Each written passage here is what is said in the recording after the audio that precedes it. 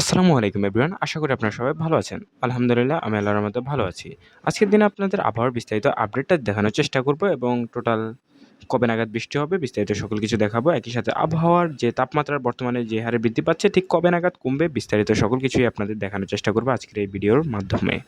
So আমরা যদি একটু প্রথমেই দেখার চেষ্টা করি তাহলে এখানে আপনারা দেখতে পাবেন যে মোটামুটি আগামীকালকে অর্থাৎ ১৯ এপ্রিল ২০২৪ মোটামুটি বেশ কিছু এলাকাতে কিন্তু হালকা একটু বৃষ্টির সম্ভাবনা রয়েছে। এমনটা জানিয়েছে আবহাওয়া অফিস। বিশেষ করে সিলেট অঞ্চলের আশপাশে বৃষ্টির সম্ভাবনার কথা জারি করেছে আবহাওয়া অফিস।